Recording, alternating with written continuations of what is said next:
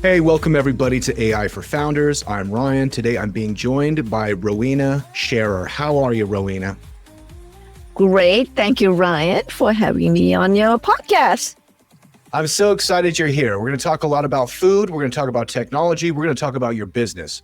First, I want to introduce you as the founder of eat2explore.com. And if you would, just lead us in with a little summary of the business, what you do, who you do it for, and when you got started. So Eat2Explore is a food and cultural experiential cooking kit. And I want to bring cultural education to life through the exploration of world cuisine.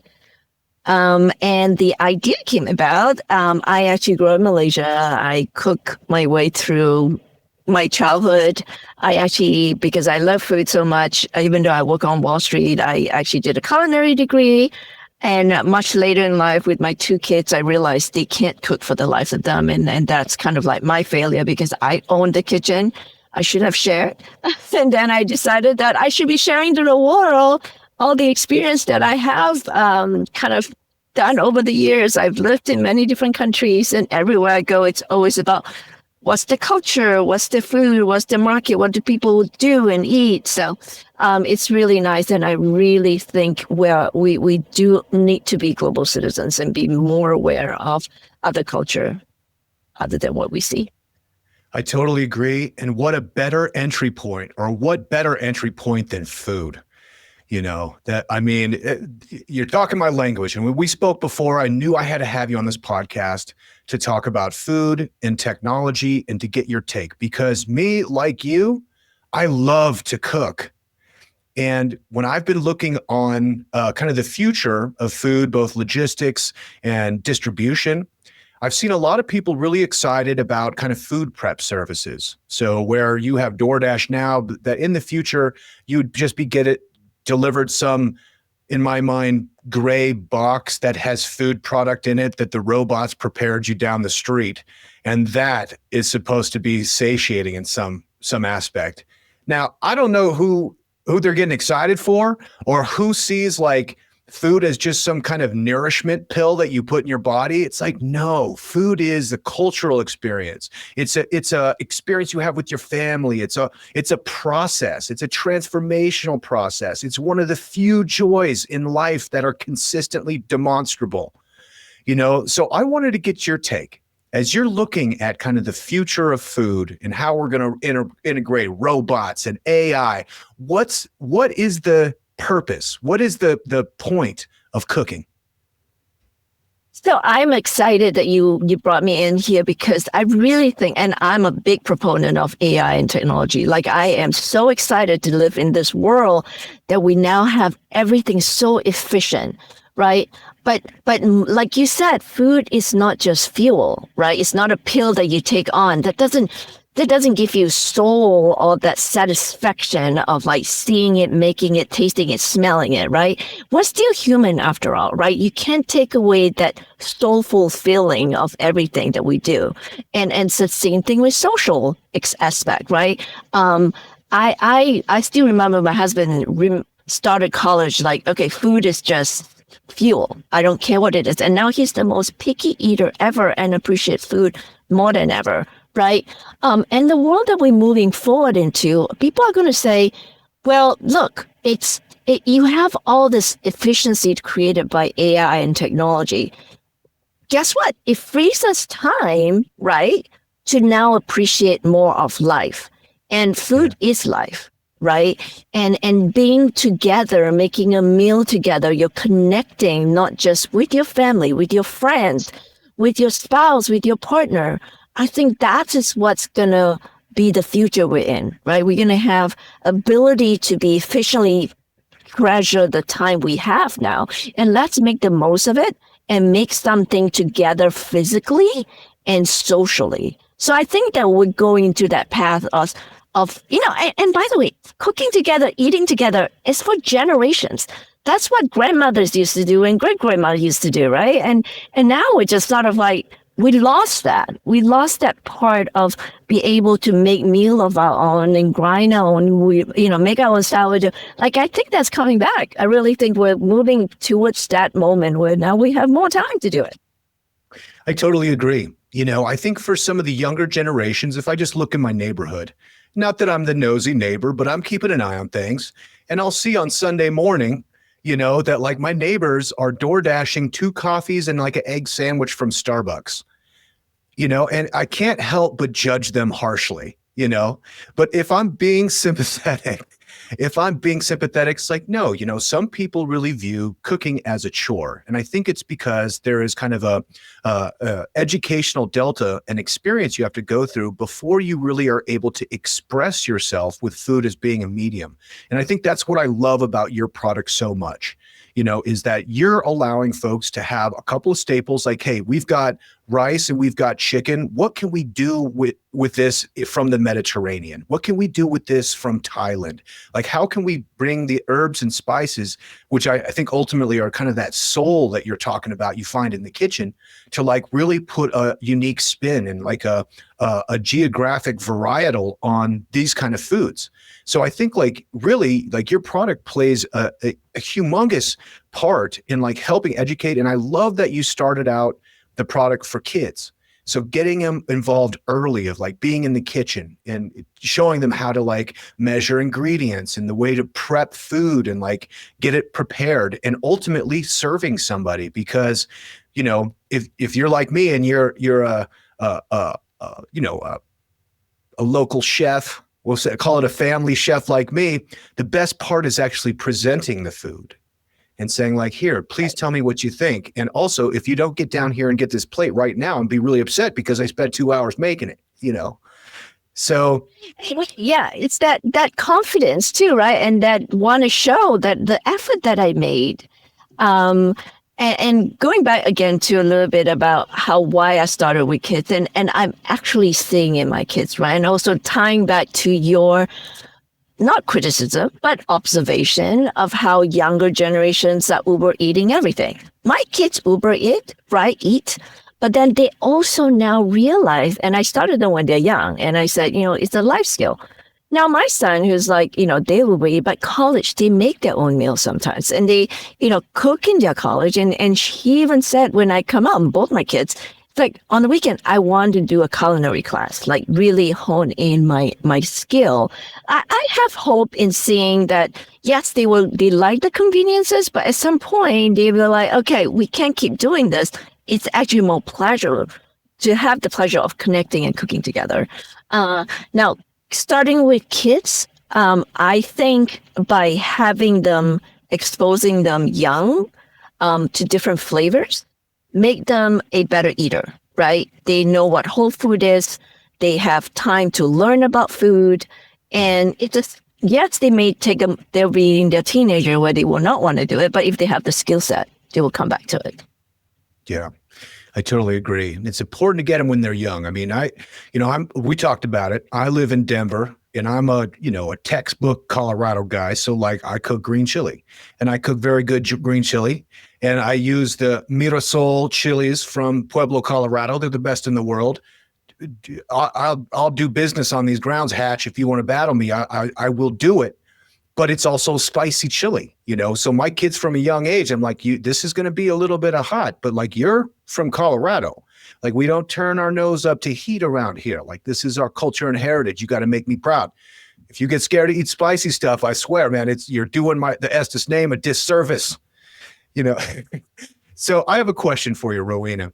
Yeah. Is there a core memory you have of like a transformational meal, like a particular meal or an experience in the kitchen that like you can look back on and say like, wow, that was a real turning point in my life ultimately?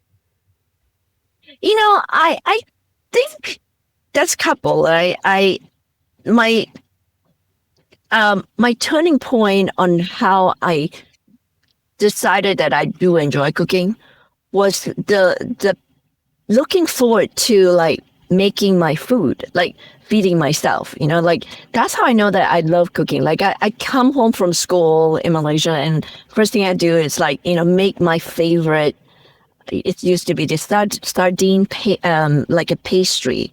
And I do it from scratch because I just love making it. Or this chicken wing that I'll just come home and make it myself. Like that's when I kind of realized I really love food and cooking it.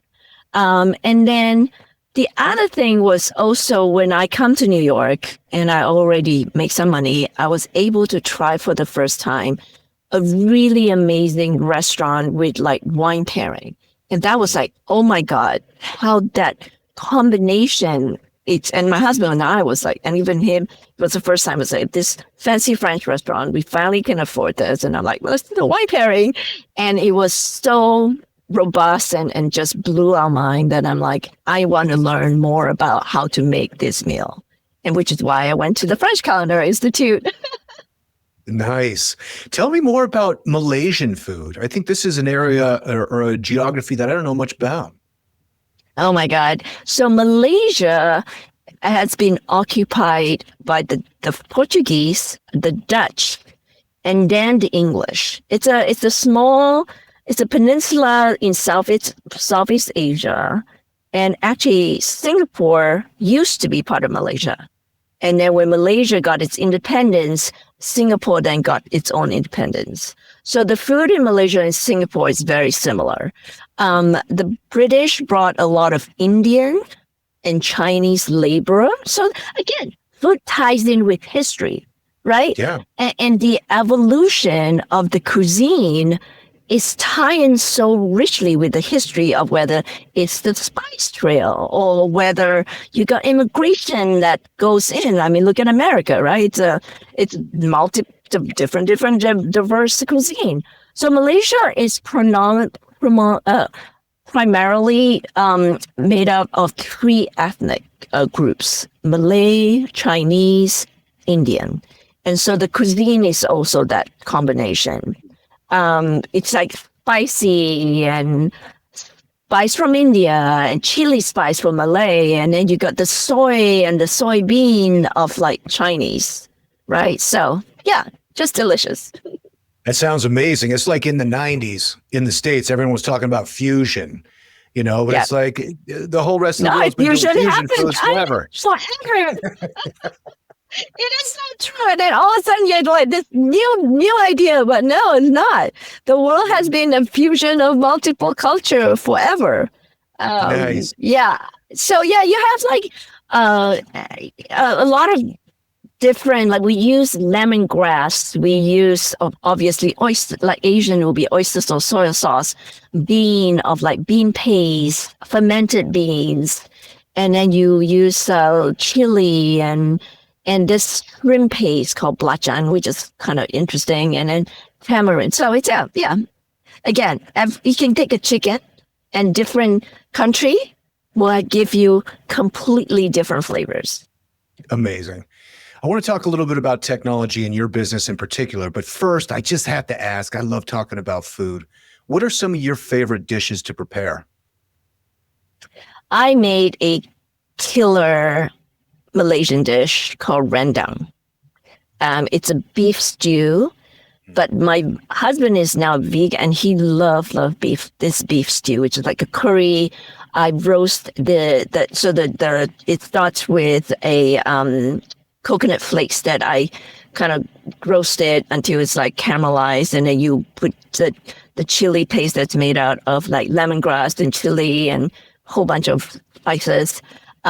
So I always do that once a year. And then I also do a vegan version made of young jackfruit. And it's as good. So now I do a lot of young jackfruit because that's like a replacement for meat for vegan. So you don't have to say it's just as good. We know it's not. Don't say that to the vegan in the world. Shout out to the vegans. Yeah.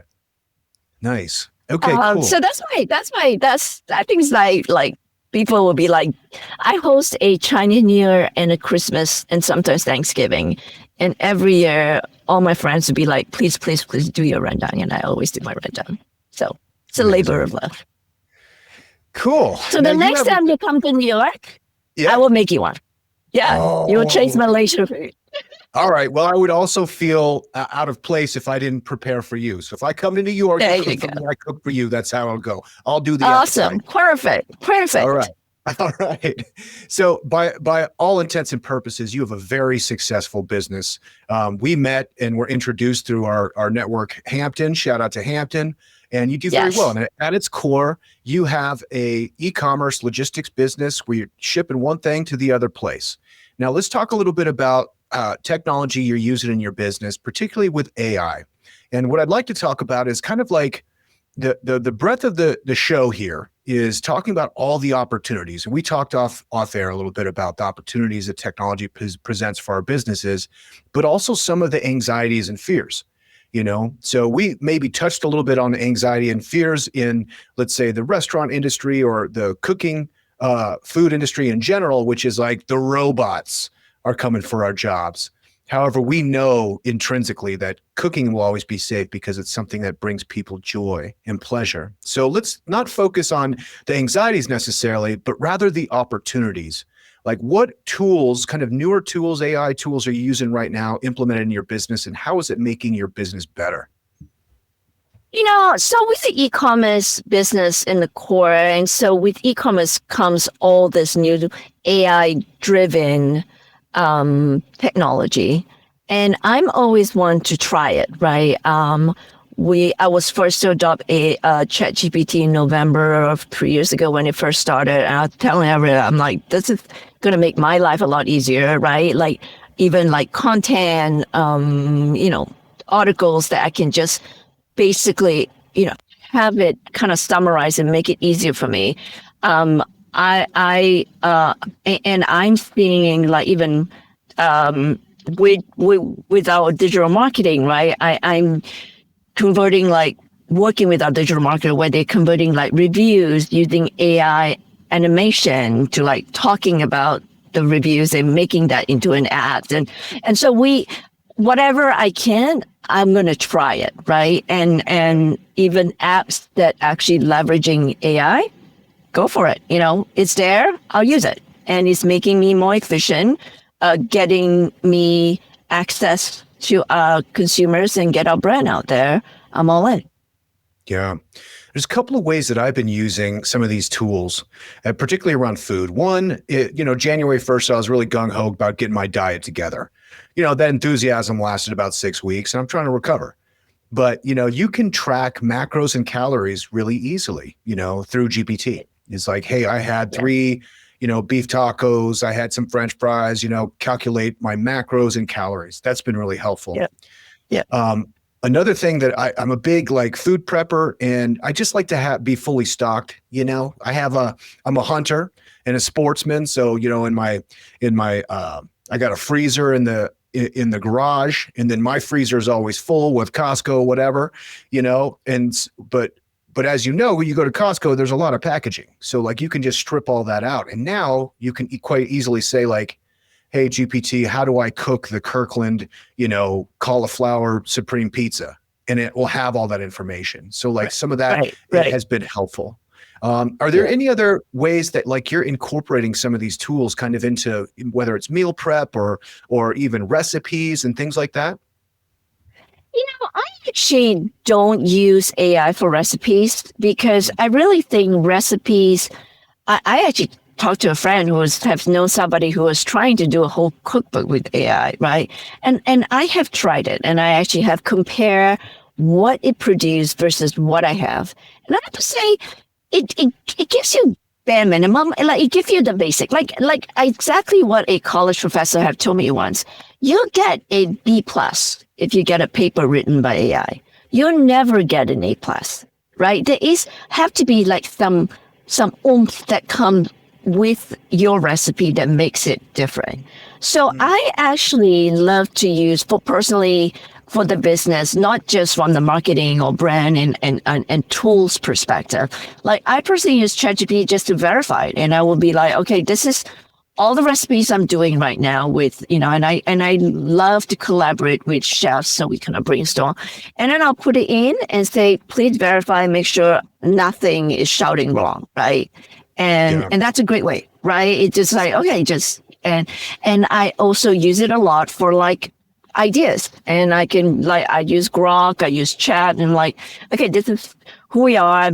And one other thing is, it's all about prompts, right? What do you ask? Garbage in, garbage out, Yeah. so you got to ask the right question. And so I think it's like, how do you train your chat or your Grok and on who you are, and then it can help you tell the stories. Yeah. Yeah. Like all those food blogs with recipes are just notorious that if you're like trying to get the internal temperature for brisket, it starts out with their like desert vacation in Texas. And you're like, dude, how do I find the temperature? You can't get it. So it's great to just be like, what's my internal temperature? It just gives you the answer, Right. No, it's quick. It's very easy for like basic stuff and like simple stuff, like how many minutes do I, parboil this egg or whatever, it's super fast. And people should be using it, But at the same time, I mean, that's why I find Eatrix was unique, because sometimes, you can get the recipes, but it's that spices, that hard to find ingredients. That's what makes it like pop, right?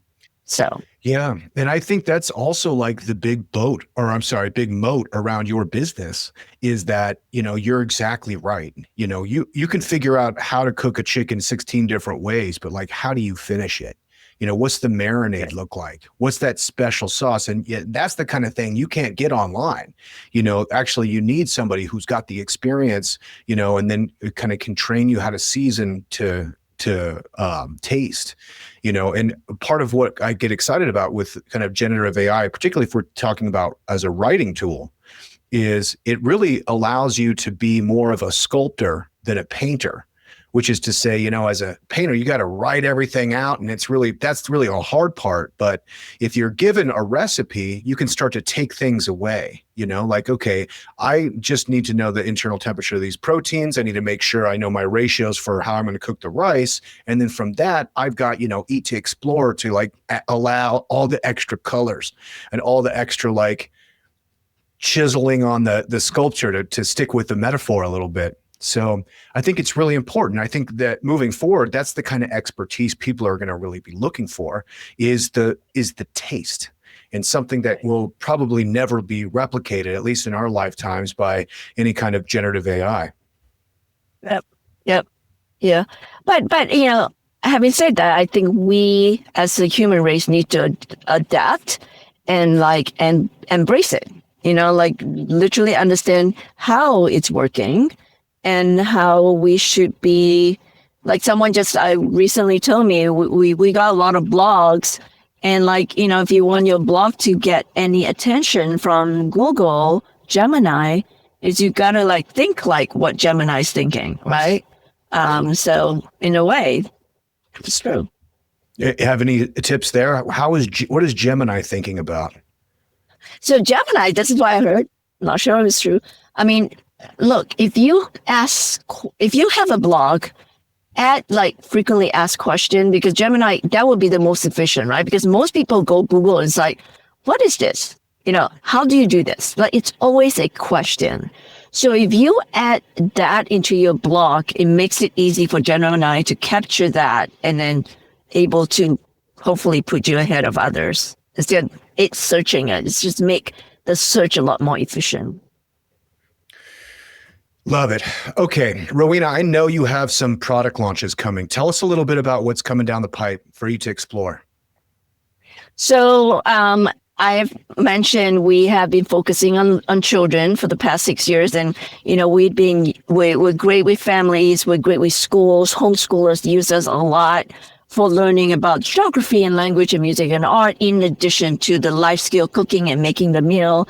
But this year we're expanding it to all ages, including adults. So we are adding kind of a drink pairing where you can now make cocktail, mocktail, or beer or wine pairing with each dish to just enhance the experience of coming together. For instance, a date night, we have playlists, Spotify playlists. We can play your music while you cook and then make a cocktail beforehand so that you can cook and then later on enjoy the meal together. And we also have movie suggestions that if you want to end the night with a movie learning about the country, we have several suggestions of movies and classic movies. And we also now have books on the country. So like book suggestions, like if you have a group of book club that you want to, read this book and then make a meal and a cocktail together. That's it. Go with our Eat to Explore for adult version to have a full experience. Amazing. Congratulations. That's going to be a huge launch. Yeah, we just did a soft launch for St. Patrick's Day. So Ireland, you learn about making corned beef from scratch. And then, some old fashioned that tweak a little bit that use all spices. And then the next one that would launch next week, hopefully, is Thailand, because White Lotus is such a big thing right now. And the season 3 is all about Thailand. We're launching actually, we already have a Thai box. So we're now doing a Thai for adults. That's going to be launched. And then the third one will be Mexico for Cinco de Mayo in May. And then we'll hope to have full range of 24 countries by July. Congrats. That's so aggressive and so exciting. I've got a lightning round here prepared. But before we go to the lightning round, we'll end with that. Is there anything that I should have asked you but didn't? Well, look for us at eat2explore.com. It's EAT, the number 2, explore.com. We're also on Amazon. And I also actually have a cookbook if you guys are interested. It's a Taste of the World, celebrating global cuisine. Oh, lovely. That's amazing. And I'll put all that in the show notes here as well. All right. Are you ready for the lightning round? Yes. All right. Okay. Here we go. Fries or onion rings? Fries. French fries. Thin French fries. Thin French fries. Sweet or savory? Savory. Okay. Pizza or pasta? Pasta. Oh, that's the only place that I've diverged from you so far. Breakfast or dinner? Dinner. Oh, I agree. Chocolate or vanilla? Vanilla. Vanilla. Excellent. Okay. Homemade cooked meal or dining out? Homemade cooked meal. Yeah. And we'll end with this one. Tacos or sushi? Oof. Tough one. That's a tough one, yeah. Yeah, typically I won't allow a pass, but in this one, I mean, my God. I was like, wait, that's so different. It's so good. Wait, I can't pick. Tremendous. Rowena, I really appreciate it. Thank you so much for joining me. Oh, thank you so much, Ryan, for having me. This has been so much fun. You bet. So let's talk about podcasts for a second. You're listening to one, which is awesome, by the way. Thank you so much. But have you ever thought about being a guest on a podcast? Like seriously, imagine sharing your story and your expertise and your business all on shows where your ideal customers are already listening. Kitcaster connects founders and entrepreneurs, professionals with podcasts that actually make sense for their brand. No pitching, no guessing. You just have great conversations on great shows. And the best part, Kitcaster handles everything. You just show up and bring your A game, Kitcaster does the rest. This is hands down one of the easiest ways to grow your personal brand and just create a wellspring of content for short video, for blog posts, for speaking engagements, for whatever. So if you've been thinking, yeah, I really need to step up my content game, go to Kitcaster.